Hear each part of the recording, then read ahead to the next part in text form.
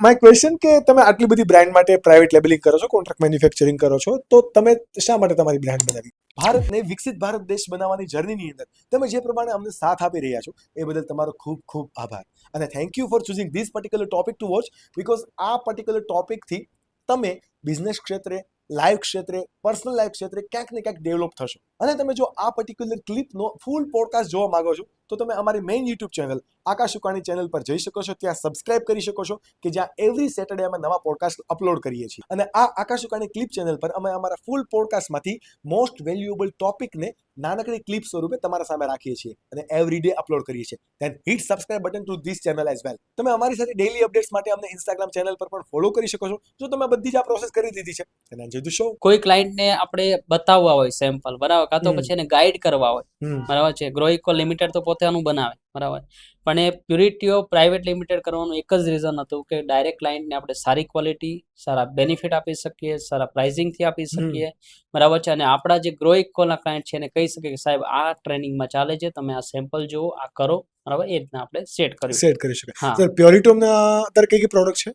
પ્યુરિટીમાં અત્યારે અમારી પાસે ટેબ્લેટ, કેપ્સ્યુલ, પાવડર ને એફર્વેસન છે, only for nutraceutical. But direct to consumer online અમારી વેબસાઇટ ઉપરથી છે અને એમેઝોન, ફ્લિપકાર્ટ ઉપર છે અવેલેબલ. ઓકે.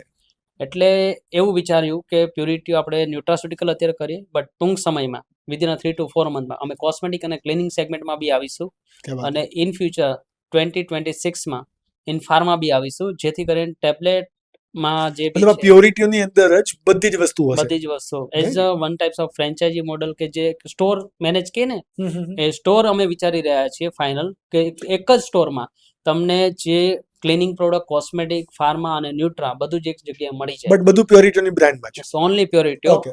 પ્યોરિટીનો સ્ટોર. યસ. બીકોઝ કે અમારું મેન્યુફેક્ચરિંગ છે રો મટીરિયલ ટુ, બરાબર છે. રો મટીરિયલ પછી કીધું કે કોસ્મેટિક, ક્લિનિંગ, મેન્યુફેક્ચરિંગ, ન્યુટ્રા અને ઇન ફ્યુચર ફાર્મા કરીશું, બરાબર છે. તો એ રીતના અમે કરી નાખું સેટ કરીએ છીએ.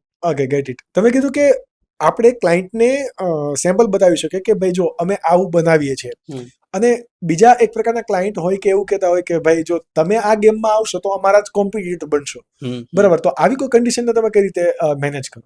એટલે મેન વસ્તુ એવું, ઘણી વાર તમે કીધું ને, બહુ મસ્ત ક્વેશ્ચન કર્યો છે આ, કે આ ગ્રો ઇક્વલ તમે જ બનાવો છો અને પ્યોરિટી તમારી જ બ્રાન્ડ બનાવો, બરાબર છે.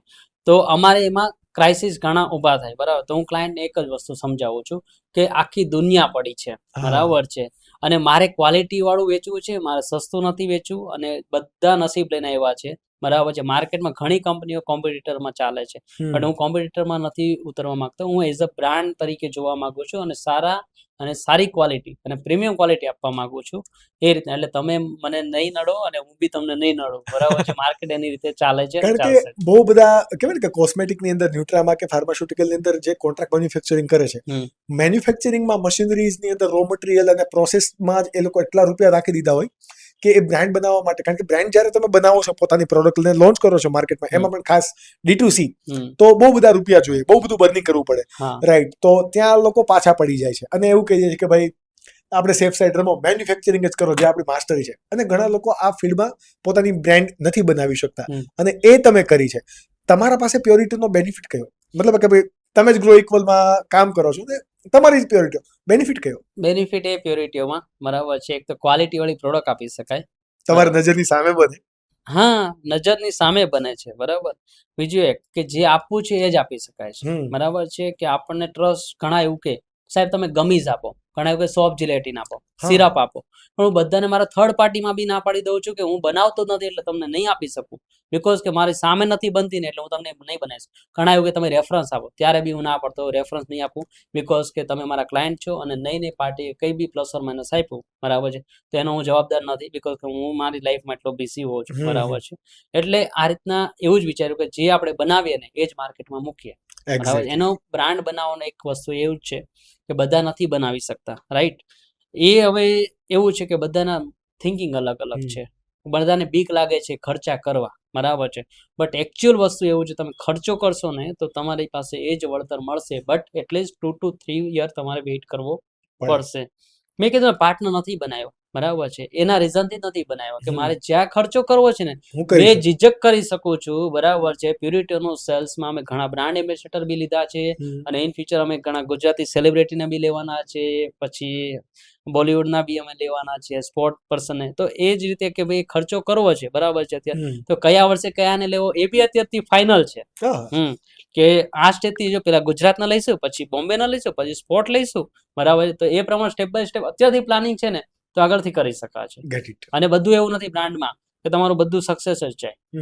જે રીતે મેં કીધું ગ્રો ઇકોલમાં એક્ઝિબિશન બધા સક્સેસ નથી જતા, તો પ્યોરિટીમાં બી એ વસ્તુ છે, બરાબર છે. હમણાં જ અમે એક એક્ઝિબિશન કર્યો તો બોમ્બે પ્યોરિટીનો, બરાબર, ટોટલી 23 લાખનો લોસ ગયો અમારે, હા. બરાબર છે. બટ એ જ વસ્તુ અમે 1.5 લાખનો હૈદરાબાદમાં એક્ઝિબિશન કર્યો, બરાબર છે, ત્યાં અમને 3 લાખનો બિઝનેસ મળ્યો છે. મતલબ સિંગલ પૈસા વર્ષા એક થઈ ગયું. પાર્ટીની વાત કરું, એવો તો અમને ઘણા મળ્યા છે, બરાબર છે. એવી ઘણી બ્રાન્ડ ફ્રેન્ચાઇઝી ચેન આવી, બરાબર છે. લાઈક તમને ખબર હોય કે અપોલો ફાર્મસી છે, હા. મેડ પ્લસ છે, બરાબર છે. એવી ઘણી અમારી પાસે ચેન જેનરિક કાર્ડ કરી છે મહારાષ્ટ્રની, એવી ઘણી ફાર્મસી જેમને 2,500 સ્ટોર છે, 2,000 1,500 સ્ટોર, એ બધી કંપનીઓ અમારી પાસે આવી, જોયું, બરાબર છે. એમાં એક તો અમારે મેડ પ્લસમાં તો અમારે કોન્ટ્રાક્ટ બી સાઇન થઈ ગયો, ક્યાં વાત. બરાબર છે. જે અપોલો ફાર્મસી કરતા બી મોટી ચેન છે ઇન્ડિયા લેવલ. 2500 plus store. એટલે આ વસ્તુ છે કે તમે જો બિલીવ કરશો અને જશો, બરાબર છે. જો એ 23 લાખનો ફેલ થયો અમારે, અને ત્યારે તમે આ વિચાર્યું હોત કે ભાઈ આ નથી કરવો, તો તમારા ત્યાં ઉભા રહી જાય. તમને આ મેડ પ્લસ ના મળ્યું હોત, કાં તો પછી સારી બીજી કંપની બ્રાન્ડ ના મળી હોત, ના મળી હોત. Yes. અને એક્સપેરિમેન્ટ કરવા એ જ એન્ટરપ્રેનર નું કામ હોય કે ભાઈ એક્સપેરિમેન્ટ કરવા માટે રેડી. ફાઇનાન્સ ઇન જનરલી મારો ક્વેશ્ચન પણ એ જ હતો, તમે પૈસાને કઈ રીતે જોવો છો? મની. બીકોઝ તમે નો ડાઉટ બહુ બધા ક્રાઇસિસ જોયા છે. જસ્ટ 29 એજ તમારી છે, અને બહુ બધા ક્રાઇસિસ અત્યાર સુધીમાં તમે જોઈ લીધા છે. અને જે ટર્નઓવર તમારે કરવું છે, તો એના ગોલ પણ તમે બહુ હાઈ સેટ કર્યા છે. Yes. તો તમે પૈસાને અત્યારે કઈ રીતે જુઓ છો?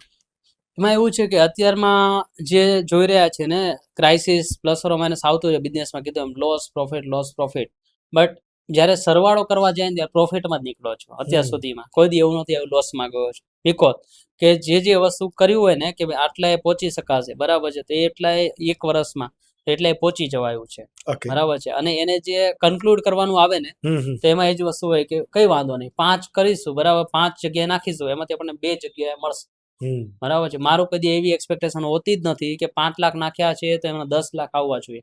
5 લાખ નાખ્યા છે તો 5 લાખ તો થશે જ, આવશે જ. એવું નહીં કે 5 લાખ નાખ્યા છે 10 લાખ મળે. બધાની એક્સપેક્ટેશન એવી હોય છે, બધા ઘણા ખર્ચા એવા હોય છે, બરાબર. ઇવન મારા ખર્ચા બહુ વધારે છે અત્યારે, બરાબર છે, અને હું કરું છું, કમાઈએ છે તો ભાઈ વાપરે. એન્જોયમેન્ટ બી હોવી જોઈએ લાઈફમાં, કે મજા કરવાની, ખાલી ઓલું નથી કરવાનું, પૈસો ભેગો કરી નથી.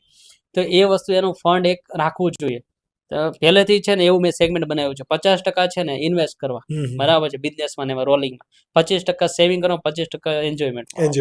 કારણ કે તમે બધું કરો છો અને કાલ જ કંઈક થઈ જશે, અને આ તો તમને સેકન્ડ લાઈફ મળી છે. હું એટલે જ વાપરું છું, સાચું કહું ને, એટલે જ વાપરું છું પૈસા, બરાબર છે. અને મારા ઘરેથી કોઈ જ નથી કહેતું, અને મારી પાસે બધું ઇમ્પોર્ટેડ વસ્તુ છે, બરાબર. અને એ જરૂરી છે, કારણ કે ભાઈ મળી છે તો લાઈફ. ઘણા લોકો પૈસા ભેગા કરીને કમાઈને પણ નથી જીવી શકતા, અથવા તો વાપરી નથી શકતા, અને એ લોકો પાસે વધારે પૈસા આવતા પણ નથી. હા, 100%. આમાં કેવું છે સાહેબ કે જો તમે ડરી ગયા ને તો ગયા, બરાબર. ડરવાનું નહીં કોઈ દિવસ. બિઝનેસમાં એ વસ્તુ છે કે ડરવાનું, પણ એ કેવું છે કે એક તો વેલ્યુએશન ગેમ હોય ને એમાં પડવાનું નહીં કોઈ દિવસ. અને બહુ બધા બિઝનેસીસ આ વેલ્યુએશનની ગેમમાં જ પડ્યા છે. શાર્ક ટેન્ક જ્યારથી આવ્યું ત્યારથી લોકોને વેલ્યુએશન સમજમાં આવી, અને પછી વેલ્યુએશન વધારે છે.